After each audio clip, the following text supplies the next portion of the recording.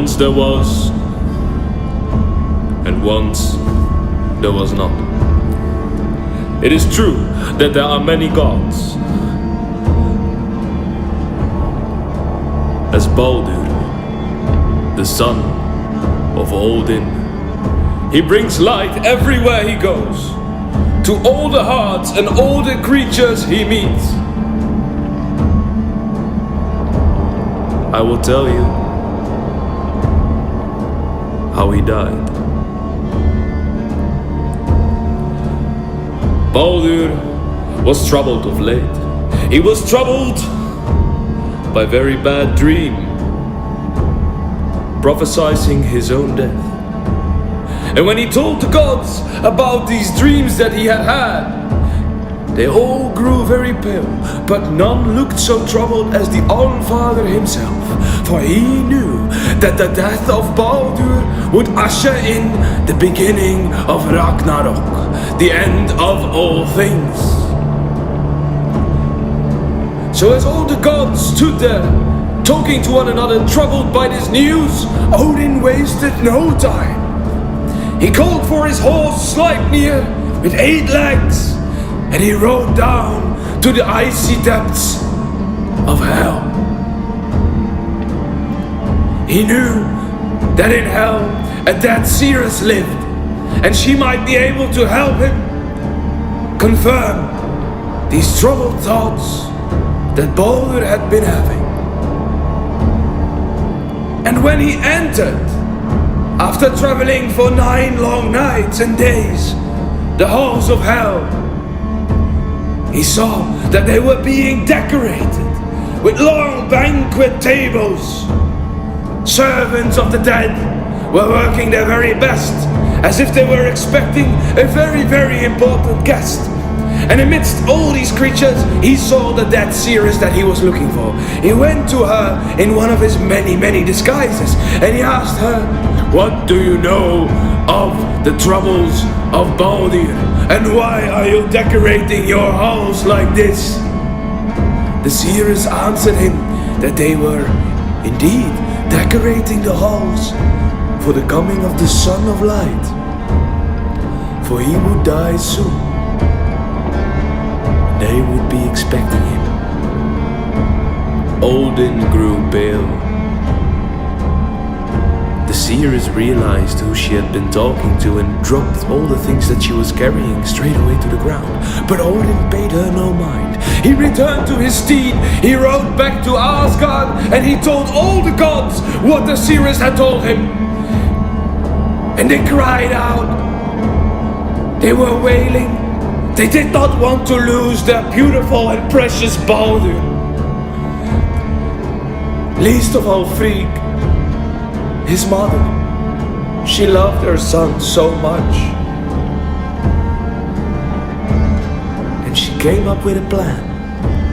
She told all the gods that the only thing they could do to protect Baldr was to ask all the creatures and all the things in the 9 worlds and beyond never to harm her son. Make them swear oaths. And the gods knew that this was a long and tedious process, but they also knew that it was the only way to protect the sweet and gentle Baldr. So said, so done. They traveled all the corners of the 9 worlds, asking the stones, the sticks, the birds, the trees, the foxes, the bulls, every creature, the giants, the elves, the dwarves. And since all of these creatures loved Baldr, they all agreed to never harm him, to never be part of his destruction. Once this had been done, the gods returned to Asgard, and they needed to test if their plan had worked. So they set up Baldr to a tree, and they started to throw sticks at him, and then later on stones, and then weapons like swords and spears. They shot arrows to his face, but none of these things could harm him. As soon as they touched his skin, they turned into dust and faded away. And the gods became, naturally, quite amused by this. So they made a sport out of him. And all the gods rejoiced, for Baldr was truly safe. All the gods were pleased. Except for one. The mischievous Loki had been watching all this with a great amount of irritation. Baldr had already been so beautiful and so enlightening to all, and now immortal as well. He would not have it. He disguised himself to an old woman and he went to visit Frigg. He brought with him a very potent drink, shared this with the lovely mother, and as she fell into inebriation, he started to ask her some questions. First, simple questions about everyday things, but then, as he saw that the time was ripe, he asked Frigg, is it true that all the creatures in the 9 worlds and all the things have sworn oaths not to harm Baldr? All of them? And Frigg answered, yes, it's true. Well, except for one, the mistletoe, such a harmless being. I could not bear it upon myself to also ask it not to harm my son, for it could never harm him anyway. Hearing this, Loki wasted no time. He excused himself and he traveled to find the nearest mistletoe. He broke its branch and he fashioned it into an arrow. He returned to Asgard, where all the gods were still throwing weapons, sticks and stones at Baldr. Everyone was doing so except one lonely figure who was watching it all with blinded sight. This was, in fact, Hordr. And Hordr was the blind god and the brother of Baldr. And Loki went to Hordr and said, do you not feel left out? All the gods are having so much fun. Do you not want to throw anything at our beloved Baldr? To also share in the joy of his immortality. And Hordr said, what could I do, a blind god like me? What could I possibly do? I could not even hit him if I wanted to. I could not even see where I need to shoot my arrow or throw my spear. To which Loki said, you know what? Let me guide your hand. I have a bow and an arrow. Let me guide your hand, O blind god, and you will joy in Baldr's immortality. So said, so done. Together, Hordr and Loki drew the bow. They drew it as far as they could. The mistletoe arrow between its strings.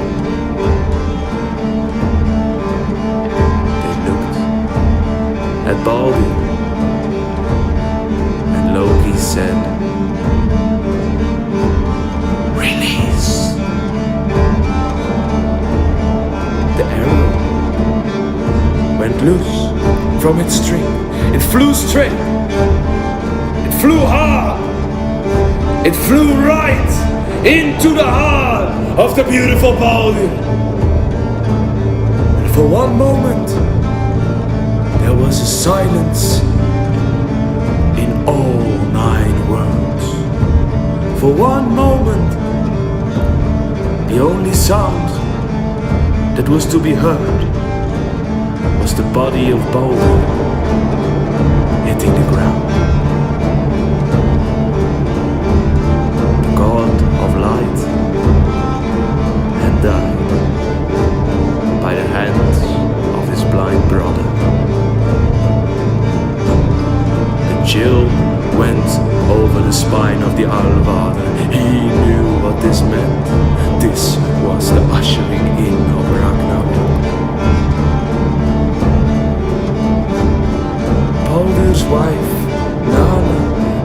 his side. She fell down on her knees and she died right there next to the body of her dead husband, not being able to bear life without him. And Frigg, his mother, was in tears. She was crying with the anguish and the suffering that only a mother can show when she loses her son. And she cried out, "Will no one go and rescue Baldr from the grasps of the Underworld?"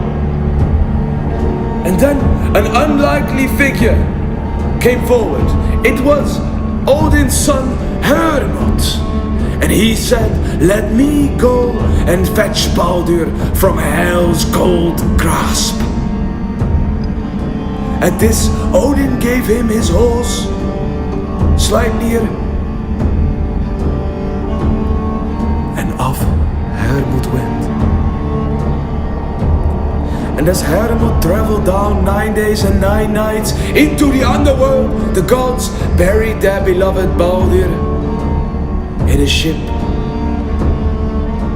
pushed out by sea, by giants, filled with splendor, to not be seen again. Hermod was traveling in the meantime. He traveled and he traveled and he traveled. And then he came to the river Gjorm, which lay at the base of the underworld. There a giantess was guarding the entrance, and she asked him his purpose and why the footsteps of his horse sounded so loud that it could have been an entire army. To this he answered, "My footsteps sound so loud because they hit the ground with the urgency of the Allfather's request and the wailing of a mother. Let me enter, giantess, for I have business in the realm of the dead." Satisfied with his answers, she let Hermod pass, and so he entered into the realm of hell. He went into Hela's throne room,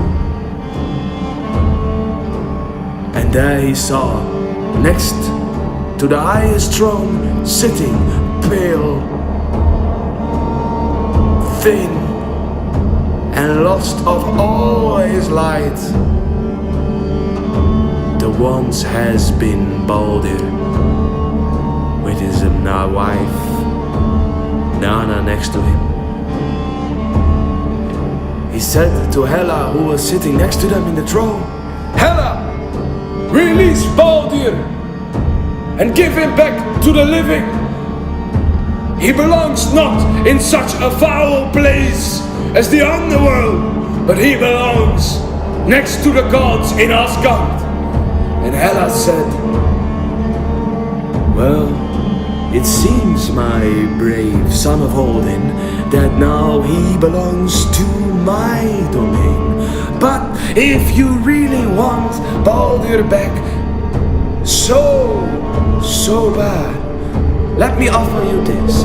If you and your gods can make every creature in the 9 worlds, everything cry for Baldr, I will release him from my domain and send him back to you." Hermod wasted no moment, went back to the realm of the gods and told him about the opportunity that had been given to him by Hela.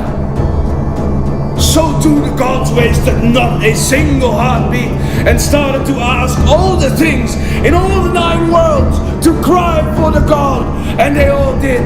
They wept and wept, they wailed and cried. Tears covered the earth, for everyone longed for the return of light. Except for one giantess named Dok, who was in fact no other than Loki in disguise. Dok refused to cry. Let Hela hold what she has. And with those words, Baldr was forever chained to the grasp of Hela. Forever. No, not forever. Because after Ragnarok, when everything has faded, when the world is nothing more than a black void, absent of all gods and creatures, a man and a woman will survive, live and live in, will continue humanity's life. And from the depths